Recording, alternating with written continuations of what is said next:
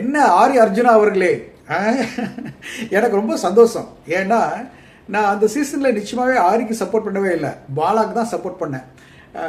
அந்த வகையில் இன்னைக்கு ஆரி பண்ண விஷயத்தை பார்த்து ரொம்ப சந்தோஷப்படுறேன். ஏன்னா அவர் நல்லா இன்னைக்கு எக்ஸ்போஸ் ஆனார், அதுதான் எனக்கு பெரிய மகிழ்ச்சி. ஒருத்தன் ஊர்லேருந்து ஒருத்தன் அவனுக்கு இங்கிலீஷும் அவ்வளோ பேசவும் தெரியல, ஏதோ படிக்கிறேன்னு கஷ்டப்பட்டு சொல்கிறான்.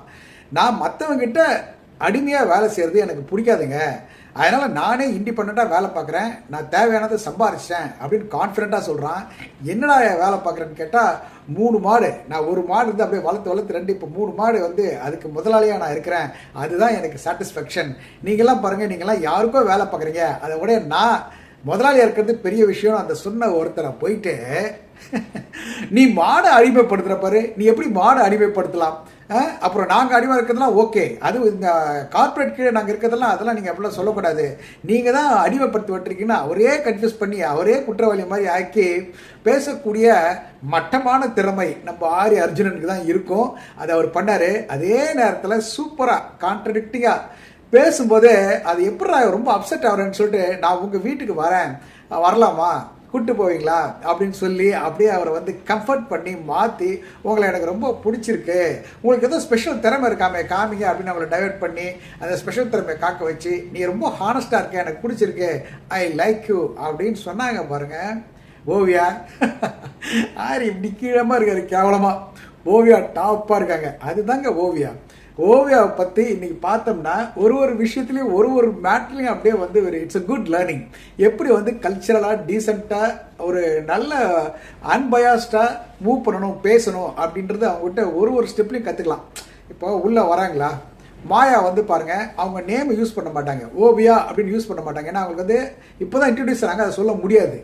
ஆனால் இவங்க வந்து பேசும்போது எடுத்தோடனே மாயா அப்படின்னாங்க. மாயா, ரொம்ப ஆமாம் மாயா, நீங்கள் சொன்னது கரெக்டு அப்படின்றது. அப்புறம் அங்கேருந்து ஒருத்தர் ரெஸ்பாண்ட் பண்ணாருன்னா எஸ் தேங்க்யூ அப்படின்னு சொல்கிறது.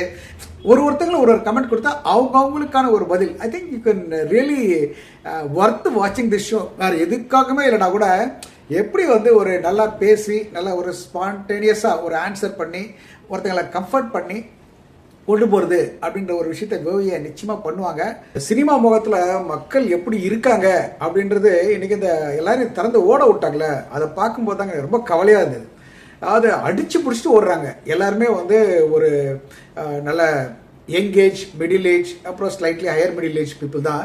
அத்தனை பேரும் அவங்க அப்படியே ஓடுறாங்க, அப்படியே மற்றவங்க இடித்து தள்ளிக்கிட்டு தனக்கு ஒரு இது போய் உட்காரணும் அப்படின்ட்டு உள்ளே உட்காருது. பஸ்குள்ளே உட்காந்துட்டு அப்படியே நெரிச்சிக்கிட்டு ஒருத்தன் மிச்சமாக எந்திரிக்கான ஒரு பொம்பளை அப்படியே உள்ளே உட்காந்து எந்திரிக்க மாட்டேன்னு ரொம்படியாக அப்படியே இருந்தால் அவன் இழுத்து கையை பிடிச்சி வெளில தூக்கி விடுறது. அப்புறம் நேராக பஸ்ஸை கொண்டு வந்து அவன் பாட ரூம்குள்ளே வந்து லாக் பண்ணி விட்டோன்னா அவ்வளோ வேர்த்து கொட்டிக்கிட்டு அப்படியே ஒரு டிஸ்கம்ஃபர்ட்டாக வந்து இருந்தாலும் அதை அட்ஜஸ்ட் பண்ணுறது, எப்படியாச்சும் நம்ம ஜெயிக்கணும் அப்படின்ற ஒரு வெறி, எப்படியாச்சும் இதுக்குள்ளே போயிடணும் அப்படின்ற ஒரு வெறி. அது மட்டும் இல்லை, அந்த சேரை எடுத்து உட்கார்ற இடத்துல பார்த்தீங்கன்னா எக்ஸ்ட்ரீமாக ஒரு சேரே உடைச்சிடுறாங்க எப்படியோ. அதுக்கப்புறம் ஒருத்தர் ஆம்பளையும் பொம்பளையும் கத்துன்னு ஒரு சண்டை.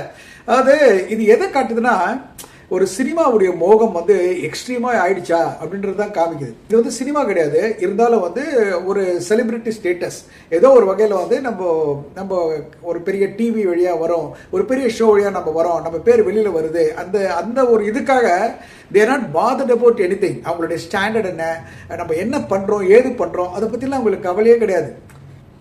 எனக்கு டிப்பிக்கலாக அந்த பஸ் ஏறின பிறகு போய் காட்டினாங்க பாருங்கள், அந்த செருப்பு கிருப்பெல்லாம் கண்டதெல்லாம், ஆமாம் இப்படி தானே ஒரு கரூர் ஸ்டாம்பேட் நடந்தது, அவ்வளோ ரஷ்ஷு பார்க்கணும் அப்படின்ற அது ஒரு சந்தோஷம். அது இன்னும் ரொம்ப ஒரு கீழே லெவல்.